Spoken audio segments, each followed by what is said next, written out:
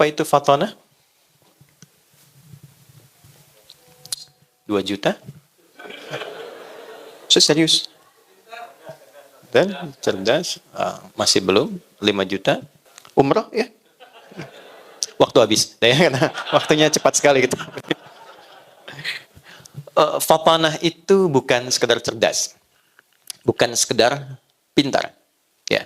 Fatanah itu kecerdasan yang menyatukan kekuatan spiritual, kekuatan mental, dan kekuatan intelektual. Oke? Kecerdasan yang menyatukan kekuatan spiritual, kekuatan mental, kekuatan intelektual. Jadi kekuatan intelektual yang didukung oleh kekuatan spiritual dan mental. Baik, saya coba ilmiahkan sedikit dulu ya. Supaya kita pahami betul ini, nanti kita pelajari kasusnya, kita terapkan dalam konteks kehidupan kita kekinian. Kebanyakan saat ini, konsentrasi manusia pada umumnya, ketika dikatakan pintar dan cerdas, itu dibatasi pada batas intelektual saja. Bagaimana menstimulus otaknya itu bisa pintar, otak kirinya, otak kanannya, dan sebagainya. Menariknya, 15 abad lalu, Nabi pernah memberikan isyarat. Anda yang rajin baca Al-Arba'in Nawawiyah, buka di nomor yang ke-6. Dari 42 hadis itu, buka yang ke-6. Ya, isyaratnya begini. Inna fil jasadi mudghatan. Idza salahat, salahal jasadu kullu. Wa idza fasadat, fasadal jasadu kullu. Ala wahiyal qalbu. Di dalam bagian tubuh kita terdalam, itu ada satu bagian yang sangat menentukan berjalannya perilaku kita dengan baik atau tidak baik, berintegritas atau tidak, membawa keteladanan atau tidak, dan dia nanti akan mensupport, memberikan pengaruh kepada kekuatan intelektual. Ya, dia adalah qalbu.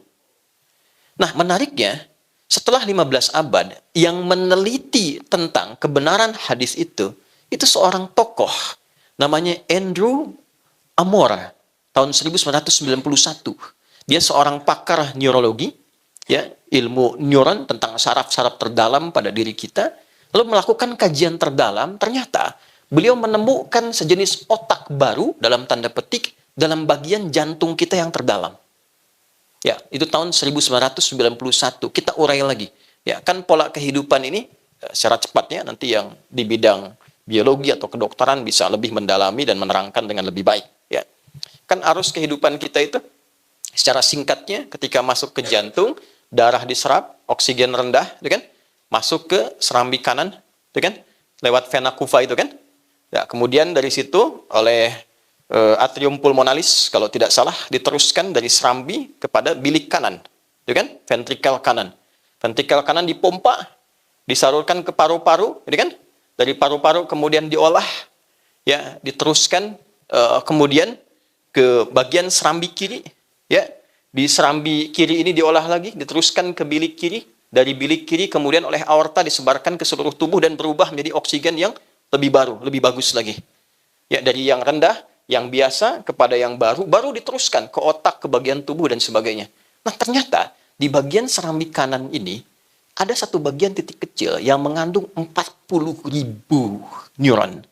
Saraf-saraf otak bagian jantung yang dia mampu mengingat, merasakan, memberikan suara, memberikan arah, dan itu ditembuskan ke dalam bagian otak kita yang kurang lebih berisi 100 miliar neuron saraf di dalamnya.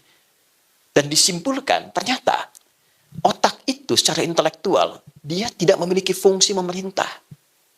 Dia hanya mengkonstruksikan saja bagaimana semua perintah itu bisa dijalankan dengan cepat. Jadi fungsinya netral.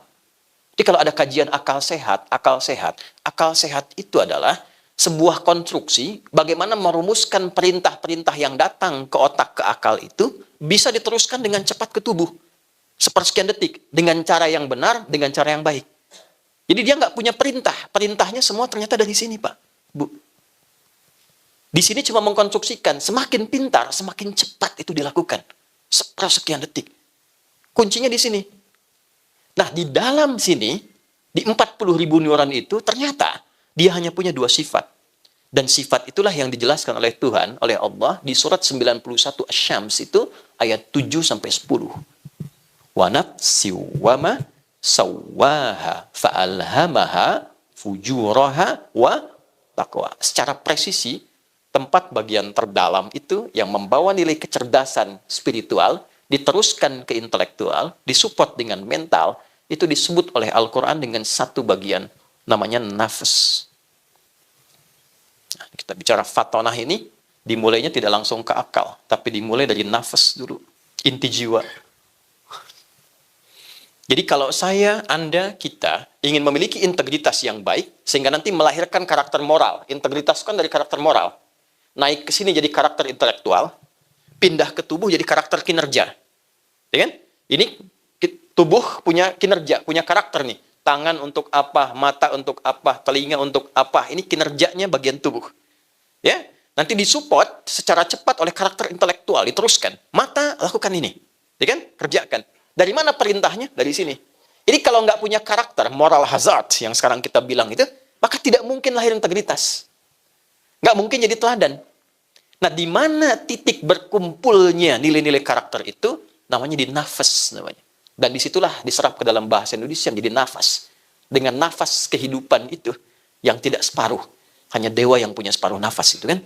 Nah, dan dengan nafas yang sempurna itu, mengalirnya bagian darah ke seluruh bagian tubuh, disitulah mengalir pula karakter-karakter kita.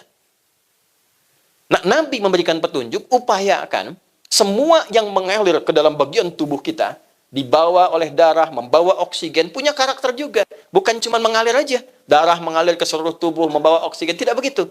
Upayakan bawa karakter yang pertama F, fatanah. Untuk mendapatkan karakter fatonah ini, maka di dalam inti jiwa ini ada dua nih yang harus kita ketahui. Ini mohon maaf kajiannya agak dalam ya. Karena bicara akhirat itu harus sedikit dalam, khusyuk dalam bahasa Pak Wayan tuh. Satu ada takwa namanya. Nah, di sini terkumpulnya nilai-nilai yang kita tuliskan. Dua, ada saya istilahkan katalis namanya. Walaupun menjadi lawan, nanti katalisnya namanya fujur. Ada fajar, ada infajar, ada fujur. Wa nafsi wa ma sawwaha fa'alhamaha fujuraha wa taqwa. Saya tuliskan yang muslim Anda bisa cari Quran surah 91 ayat 7 sampai 10. Nah, di takwa ini semua karakter-karakter baik yang mengakumulasikan secara kolektif sifat integritas dan keteladanan, ini munculnya di sini. Ada kejujuran, ada ketawaduan, rendah hati, ada kesabaran. Dikolektifkan keseluruhannya, disaring saripatinya, diberi nama dengan satu nama tunggal. Namanya takwa.